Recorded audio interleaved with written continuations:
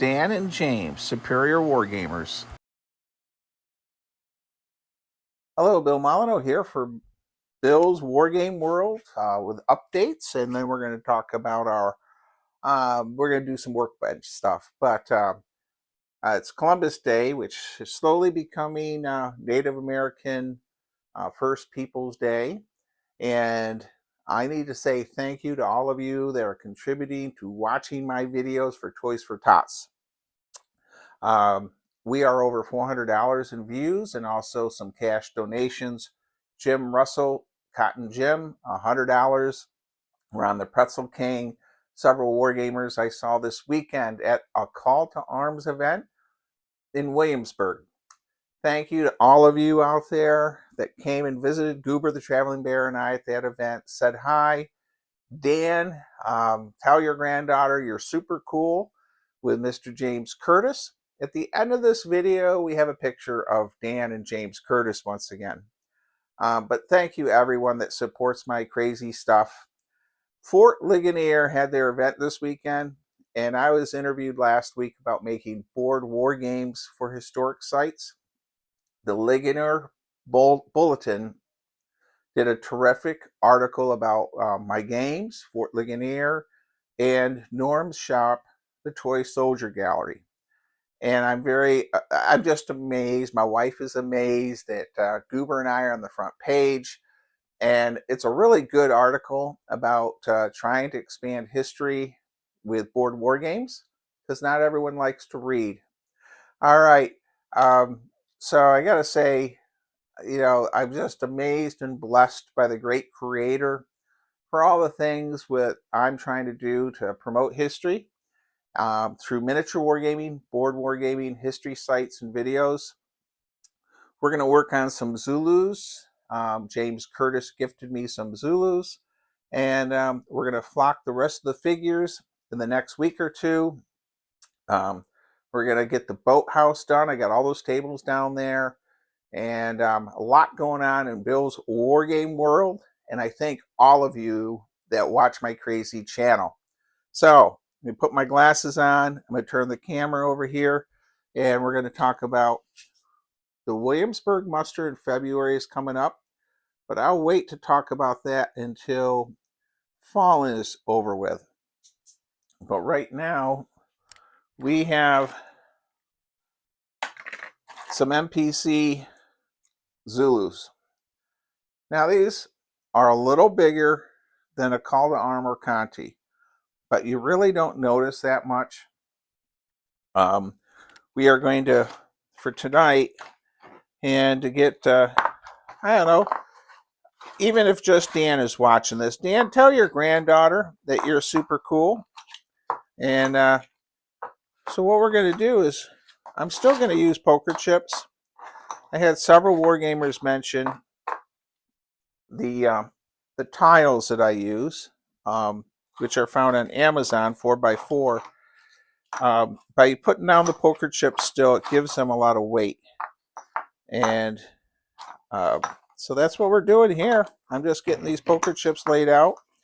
The Belgium game, that's France 1940. Really excited about that. I've not wargamed that a lot. We did a little bit in the Gettysburg area gamers. I think Jack had made some vehicles, and Josh. So we are now ready to go. And all we're going to do is glue figures to poker chips and chat like we're in the same Wargaming basement or wherever you work on your figures. We're using E6000, and we're using the regular, not the plastic, red label one. I find this works fine for the poker chips. And tonight, all I'm going to do is get these guys on poker chips. So then I'll check them for any flash material they may have. And the plan will be to give them a little bit of paint and mounted. These will not see the school My friend's supposed to pick up the Zulu army this coming Friday when I'm home doing paperwork. So we'll see. And he's scheduled for next week. So we got Fallen coming in, and different things we can talk about. We got the Fallen convention. Rusty Miller is the events coordinator. I knew his father really well. He wargamed in Gettysburg with us at times. He lived over on McPherson's Ridge. So Rusty has a very prestigious line of mother and father. Both were big wargamers. They had a shop in Gettysburg. They were great, phenomenal painters. So he's trying to make sure the convention is good and goes off with no issues. So I'm running Fort William Henry 4 times. I have it listed for 8 players, but I can squeeze a couple more in per time slot, but I'm not going over and doing anything nutty with 20 people or something. I want everyone to have a big command, 54 millimeter, and we'll have a good time. I'm running it 4 times, so there should be no issues of who knows, maybe no one will sign up for it. We'll see what happens. Of course, the fort is 3D printed, and Josh Warliff printed it for me. It's taken me a year to get it together. I have a lot going on in my world. So the fall-in event, I know that Joe is the new person in charge of the awards program since Mr. Steve passed away, and sadly he was board member also. I thought he did a good job in the big board meeting when I was there. I'm been trying to get back into the board meetings and be a little bit more involved again. I think it's important to know what's going on with our different conventions. Now, speaking of different conventions, a lot of people were asking me about Cold Wars. Well, from what I've been told, they are hoping to get contracts signed, but nothing has been signed yet. So, all I can say is maybe. That's the best I can think of. So, it's a maybe. But who knows? Now, the Williamsburg Muster in February in Williamsburg is awesome. And it is my favorite convention. And the Hawks Barrage is really good, and Cold Barrage and ScrumCon. Any convention's a good convention, but I really, really do enjoy the Williamsburg Muster. They treat me really good there, and Jim Russell and the whole crew, and Chuck and the Old Dominion Wargaming group. Well, we have our Zulus glued. We have them glued down now, and we're going to talk about the tiles. So I'm going to pause the camera for a minute. Okay, everyone. These are the 4x4 tiles I've been using. They do not warp when you paint them and flock them. They've been working out fantastic. You get them on Amazon, just type in tiles 4x4. And I had 3 separate people this past convention at the Call to Arms event tell me that they're using them. So one's using them for 54s, but I had another person says they're actually using them for an entire division, which was interesting. Now, one of the other early war things we're working on is the Matilda that I got from Ron the Pretzel Snyder King. Prowman is quite famous in the wargaming world and also was in the movie Gettysburg. We got to give that another coat of the olive drab green and get the gas tank glued back on. Well, I have a lot of flocking to do. As you can see, I have to get all the Arabs and the Egyptians done. And one of the things I think might be cool, and let's take the camera over, I'll show you. Well, one of the things I think might be cool is to take, once I get these flocked with sand, but the Egyptians.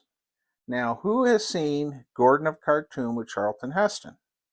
Where the Egyptians, they go out on a foraging mission with Charlton Heston about halfway through the movie. And he has some cavalry and some infantry, and they are confronted by some Mahdi troops, and they have a little battle, and they also have supply camels. Well, I think that might make a really cool small scenario in 54. So that's something to look out for too. And then, of course, I have the British that need to be flocked for that time period also. My khaki ones. So I have a lot going on down here in the basement, and I packed up a different cloth material for the Zulu game. I felt that was this brown looks too much like sand for Is San Luana. Now Dave Markle, I don't think he heard my last couple videos. These are very inexpensive guns. You get like 6 of them for a couple bucks on Amazon. I think it's a World War I French artillery piece, but I'm going to use it as a light field gun for the Belgium game. And this is the plan for the World War II bolt action modified on my new super table. Is once I get all this stuff flocked, I'm going to flock all this, which will take me a week here, and then I'm going to set this table up for the France 1940 Belgium type game, and I'm going to play it over several weeks, I think. So that's the plan. And all my early war figures that Josh 3D printed for me are at Jim Shaw's house in Gettysburg. I'm going to pick them up this week. I'll make a video of that because I got German infantry, paratroopers, more French and Belgium troops. So a lot going on in Bill's Wargame world. So my back, I've had several people ask me about this back material. It is actually plastic. It is used for people that are doing photographs. And I think I bought it on Amazon for like $20. And it does have some seams in it, but I'm happy with it. Well, I just wanted to give an update, a thank you for everything. The Toys for Tots program by watching this video, donations, buying my board games at Bill Molyneux's board games with Blue Panther Printing. And I got to put a shout out for Goober the Traveling Bear calendar. You know, they're only $15. All the proceeds that I'm making, I'm giving to the Maryland Veterans Group in La Plata. And I'll make a check delivery there with a Goober check like I will do. You know, when I always make my donations, I really go above and beyond to make sure people know that Goober and I are really giving money and not pocketing it. So, at the end of this video, you're going to see Dan and James Curtis, both legends in the wargaming world. Thank you everyone for watching. Stay safe, be kind, be courteous, and if some of you live nearby, I'd have you help me flock all these Sudanese troops. Thank you again. Hey Dan, tell your granddaughter that you are a legend.